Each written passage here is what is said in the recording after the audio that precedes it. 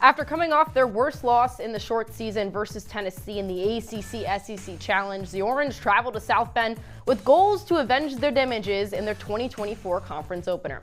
But in the current landscape of college basketball, it is nearly impossible to win a game without scoring a single three. And the Orange proved that true, going scoreless from beyond the arch, the first time that has happened since 2014 against Holy Cross. The Irish took advantage of the Orange's disappearance from three, topping SU 69-64. We'll break down what went wrong for the Cuse in their ACC opener because it's Orange Press Pass, and it starts right now.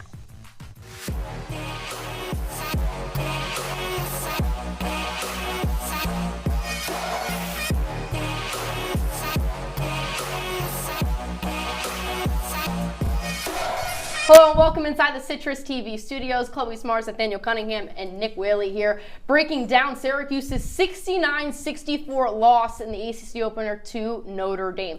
A very sloppy first half for both teams, guys, but the energy started to pick up a bit in the second. The biggest storyline, what I mentioned before, 0 threes throughout this game. Nate, a lot to take away from this loss, but what sticks out to you in your first thoughts? Well, it's really simple, Chloe. You're from Cuse Countdown. Nick, you're from Cuse Countdown too. You both know the hot takes. How about I give myself? The season, it's over for Syracuse. Today was the time when you had the ability to go out there and tell me, oh, I can actually go and win an ACC game. I can win a close game even with J.J. Starling not being there. They had the opportunity. 0 for 9 from the three-point line. They couldn't continue to find success from the free throw line. They looked lost out there. I don't think this team has anything in its tank to show me they can win games in the future. I think it's also, that is a big concern, especially going forward without J.J. Starling. But for me, it's also just the coaching has just disappointed. In the last two seasons, Coach Adrian Autry has come in, and for me, I just don't think he's lived up to the standard that the Syracuse Orange program needs. It's not just him, though. It's the coaching staff as well. Just the plays have just been wrong. Defensively, it looks like a disaster at the moment. This is a Notre Dame team that scored only 48 points against Georgia just a few days ago. Coaching, a big issue for the Cuse. Well, guys, let's take a look on how this game went down. The 58th matchup between these two squads. The Orange won this matchup back in February, looking to get off to ACC play in the win column. To South Bend we go between the Orange and the Irish. SU trying to avenge their loss against Tennessee. It starts off with the big fella, Eddie Lampkin, the biggest impact transfer for the Orange. He gets them started with this easy layup assisted from Jaquan Carlos. So then the Irish bounce back here. Tay Davis makes the three-point shot, something that Syracuse you will not see do for the entirety of the game. But Jair Davis, 14-13, Notre Dame here. He's going to put up a simple layup that will get them back on the board. It's a little bit back and forth here, but then Braden Shrewsbury, the star player of this game for Notre Dame, with a banger from beyond the arc. That will be 1 of 5 for the day. But then J.R. Kineski, oh, what he does. Makes that dunk. Production off the bench all game long. And then Lucas Taylor with the jumper here. But SU just putting up 26 points in the first half. That is their lowest all season long. But then in the second half, Jaquan Carlos here to get them started. It's going to be back and forth all throughout the second half. Braden Shrewsbury once again, bang, with the three-point shot. It will be back and forth with the Irish coming in again. Keneb Jai with the offensive rebound and the slam, the putback dunk. Notre Dame is up. We have a tie game right now, but then the Orange. Jair Davis with the jumper. This will put the Orange only down by 2. And then Keneb Jai once again with the denial. And the Orange would try to Lucas Taylor with the missed jumper here. And the Orange struggled all day offensively. Could not get anything going. The final 69-64. Notre Dame taking this one. Guys, what stands out to you when you look at the final stats? Well, I mean, there's so much that you can see when you look at that final score graphic. There is some positives for Syracuse. Donnie Freeman, second double-double in Orange, 20 points, 11 boards, efficient from the field. But that's really the only good thing that you have when it's a Syracuse men's team. I mean, off of the full stats, I mean, again, free throws being an issue, but like we've already mentioned a couple times already, no three-pointers in the entire game. That is a huge, huge issue for this Syracuse team, and one that honestly I didn't even expect, especially when you have such dynamic players like Chris Bell and Elijah Moore who can shoot from three. A big donut, very disappointing. And the Orange guys not getting a lot of production off the bench. And for the Orange, they now stand at 500 through 8 games after falling in the ACC opener. And someone who was there to witness it all, Mr. Jordan Leonard, joining us live from South Bend. Jordan, this has been a game that me and you have talked about all week. If SU lost this game, sound the alarm. So now I have to ask, is the season over for the Orange? Yeah, it's a good question, Chloe. I think it might be. I mean, and it's not just this game in general. Syracuse hasn't looked really good throughout the whole beginning of the season. They don't have a Power 5 win yet. And this was a Notre Dame team that was missing their star player, Marcus Burton, a preseason first-team All-ACC teamer. This is a game that you had to win if you're Syracuse. Go and look at the SEC-ACC Challenge. Only 2 ACC teams won a game in that. If you look the rest of the way, Syracuse is not going to have enough opportunities to win big games down the stretch. This had to be a win for Syracuse. They didn't get it done. I think the season actually might be over in December, actually. Jordan, you mentioned the fact that they needed to pick up a win today. There was a chance that Syracuse could have got it done in the last couple of minutes, but there were a couple of questionable decisions from head coach Adrian Autry. I'm curious what your thoughts were on his kind of decisions or his vibe those last couple of minutes. Yeah, even though I do say that the season is over in terms of making the NCAA tournament, Syracuse played pretty well throughout most of the game. They hung around with the Notre Dame team on the road. You mentioned Adrian Autry, though. Those last 2 minutes, it wasn't a great 2 minutes for Coach Autry. I go to that play specifically. About 30 seconds left. Syracuse has a chance down 3 to tie the game or go within 1. They didn't call timeout. They had 2 timeouts left in the game. They could easily call timeout, drop a play, and really look better on offense. That set didn't really work. He said post-game that he didn't call timeout because they had a play drawn up for Elijah Moore, a quick 2, and then get a timeout. But, halfway through the possession, I would have called timeout, regroup a little bit. And that's really where I think Adrian Autry went wrong in the last 2 minutes, is calling that timeout, settling his team down, especially without J.J. Starling, without that alpha male on offense. You really got to make plays down the stretch and draw up plays for a young team and a new team in the transfer portal.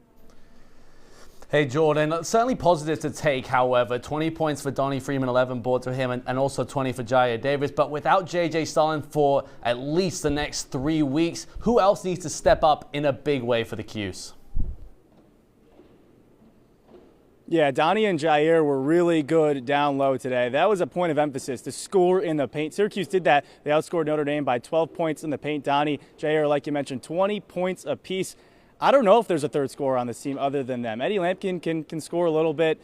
Jaquan Carlos had 8 points, 7 assists today. Elijah Moore has looked good, but he's going to start going up that scouting report. Teams are going to really have to start scouting him, especially shooting from the outside. It's got to be Chris Bell. He's a veteran on this team. He didn't make a 3 today. Syracuse didn't make a 3, like Chloe mentioned, for the first time since 2014.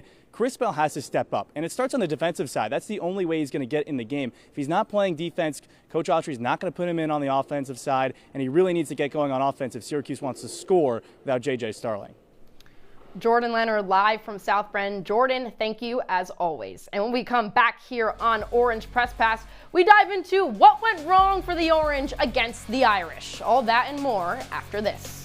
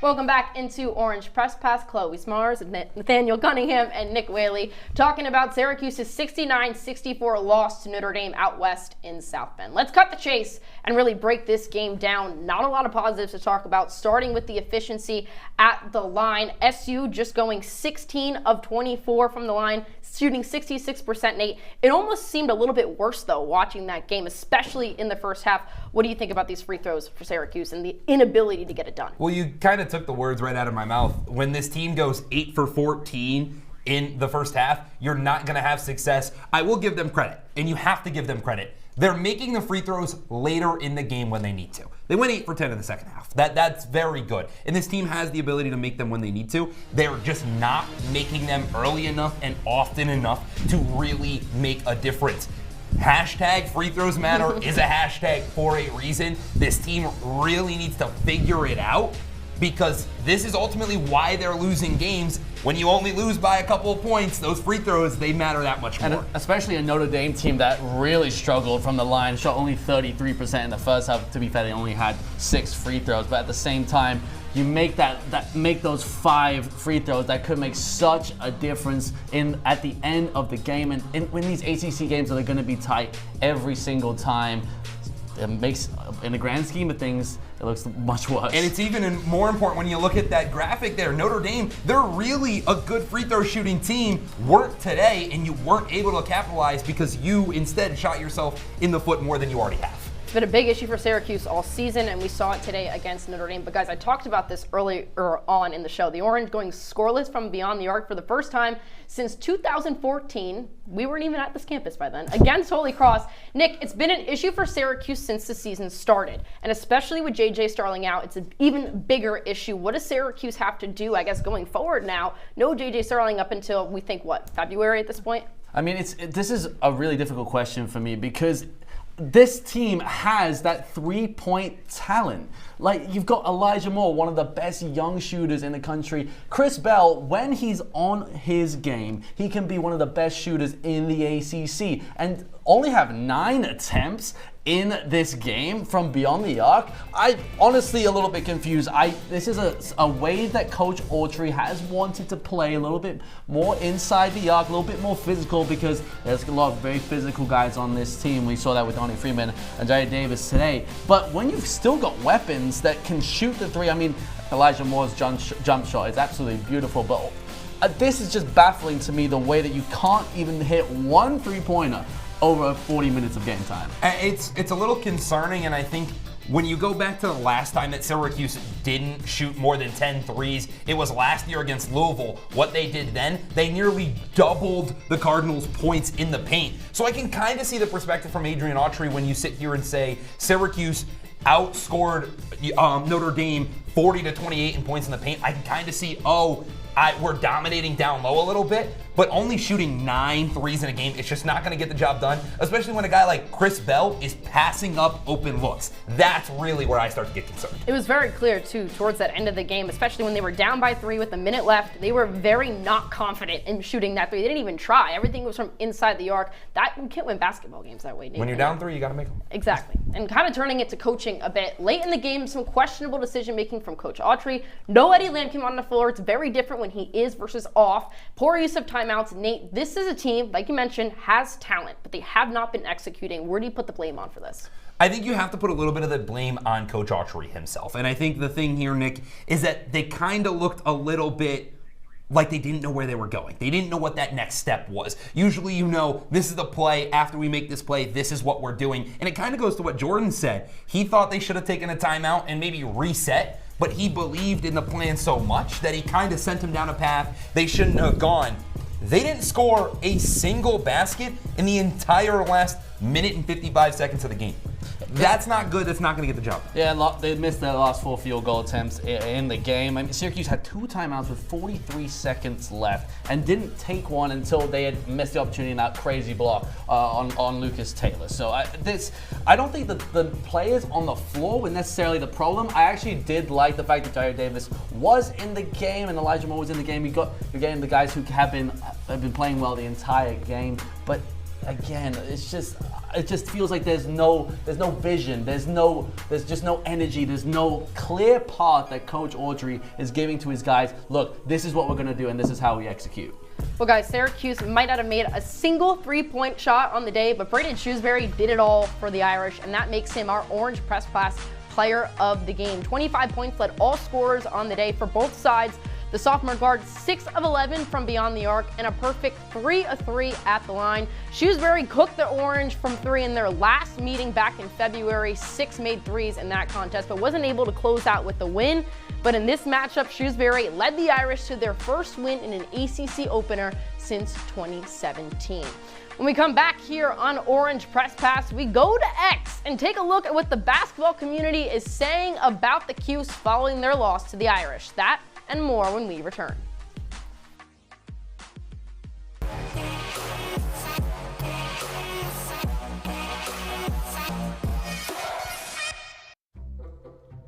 They call me Maxie, but I prefer tripod. I was your above-average four-legged homie, and then wham, bam, minivan. Some people pity me. Now that's lame. I still run, fetch, and swim. And the ladies love me. I'm the ultimate wingman. Just don't ask me to high five.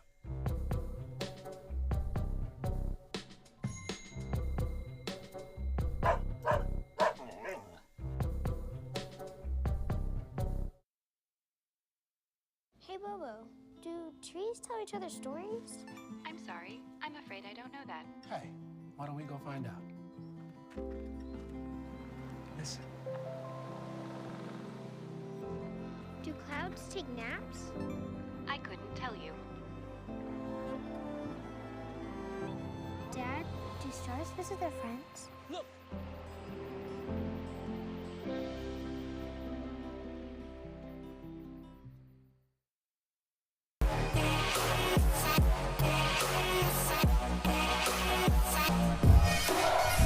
Welcome back to Orange Press Pass. Chloe Smarz, Nathaniel Cunningham, Nick Waley here at the wall, ready to have a little bit of fun. And my favorite game that's ever been played on late night television is someone from Jimmy Kimmel's show, Mean Tweets. It's always iconic and it's always a giggle. Legendary. And it's only fitting because what I did this entirety of the game was go on Twitter and see what people had to say. Arguably one of the worst teams that people are saying about this SU squad this year. So let's start off with our first tweet that's going to enter in the wall. This is my live reaction because I have not read these.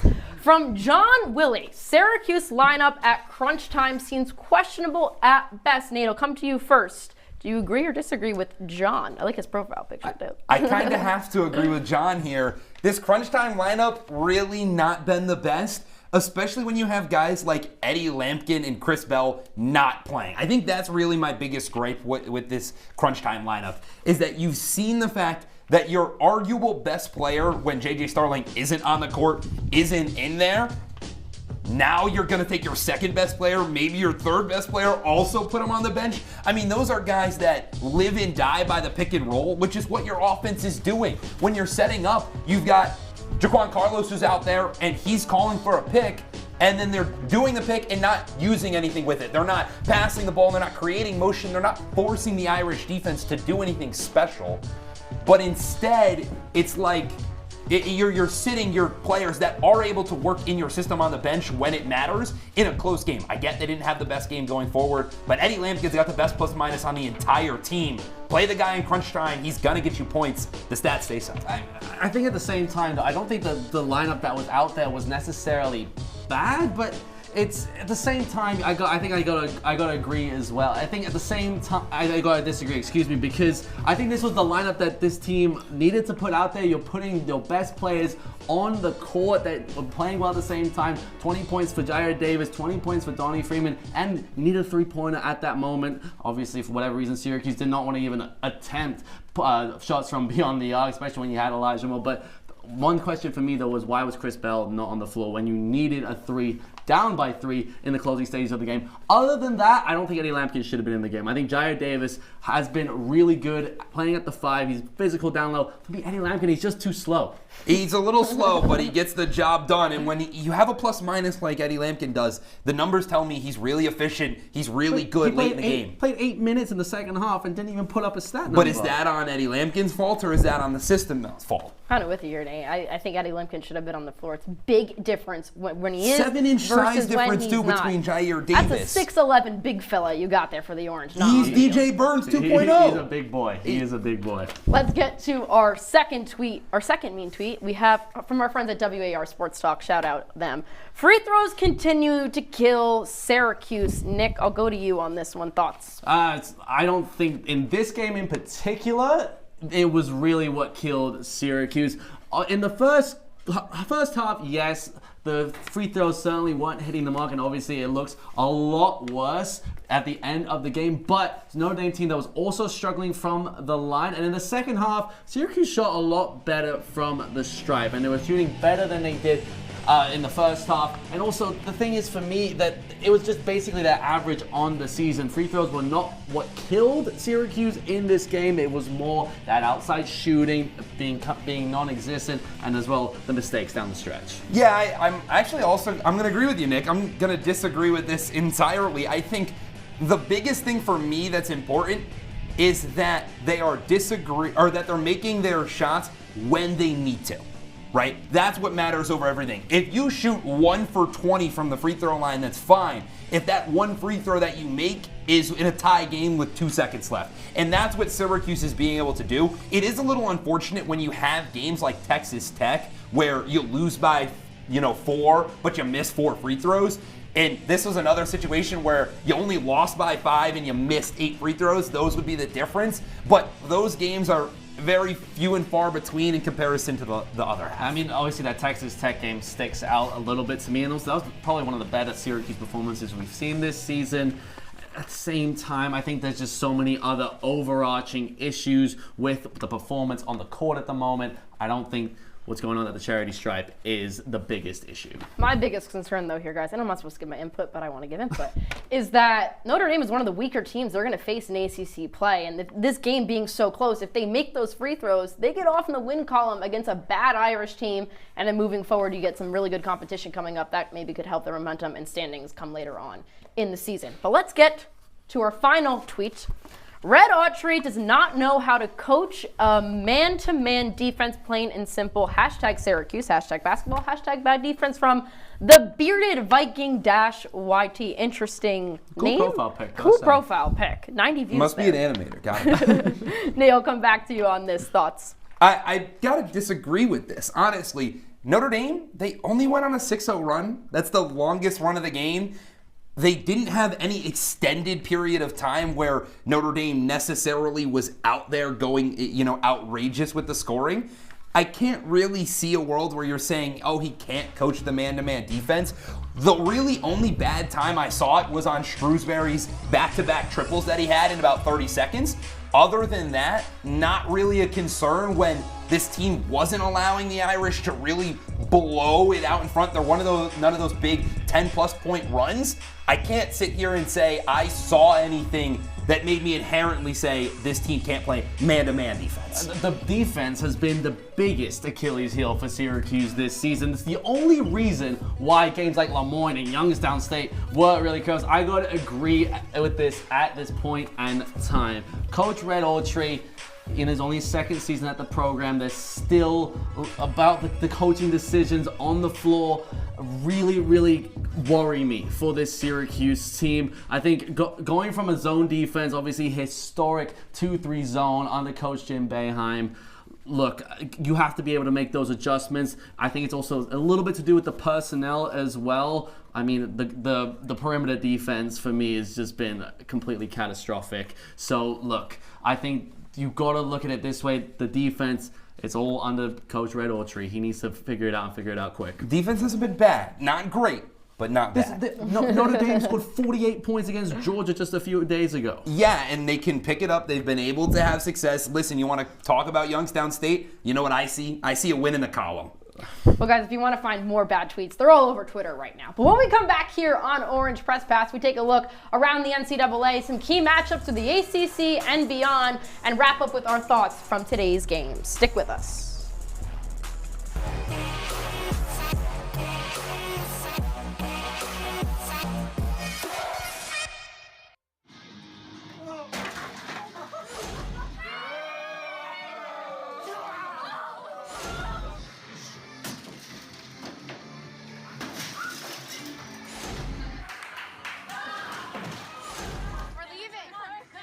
Most party fouls are pretty dumb. But if you decide to drink and drive underage, you could lose your license and your freedom. Underage drinking and driving. The ultimate party foul.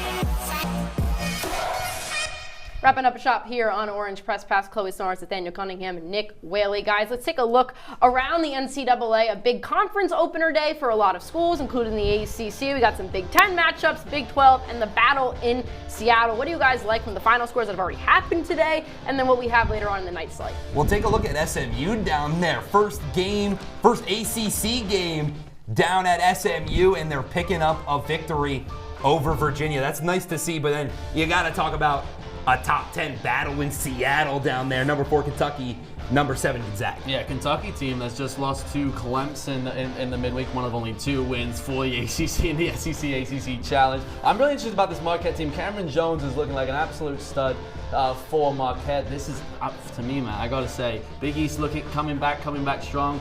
Marquette team that has definitely got my eye, especially looking forward to March and NCAA tournament time. Big East may be better than the ACC when it comes to basketball. Not my words, Joe Lenardi's, but I mean, there's a lot of competition over there. ACC's got to figure itself out, man. It's not been good at all.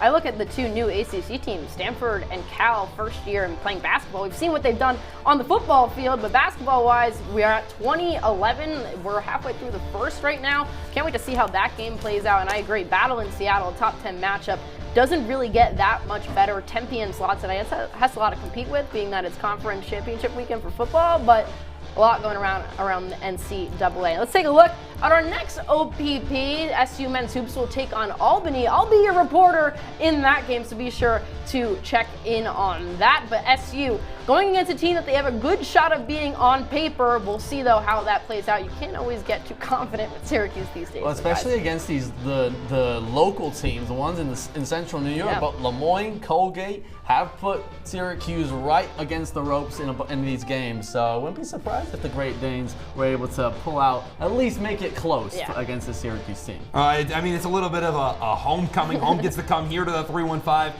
Both myself, our producer, Josh Richardson. So it's gonna be a lovely day here in our CitrusTV studios. But I think you have a valid point there, Nick. It's not necessarily an easy game for Syracuse. They're going to have to really prove it's a get-right game for the Orange. Can they get a win? If not, really sound the alarms. SU 8-0 versus Albany, but like you said, cannot make anything a lock anymore with SU men's hoops. But guys, let's wrap up here. Give me your final thoughts on today's game, and I guess what you see for Syracuse moving forward in the next couple of weeks. Nate, I'll go to you first. Well, Chloe, I think there's a glaring issue with this Notre Dame game.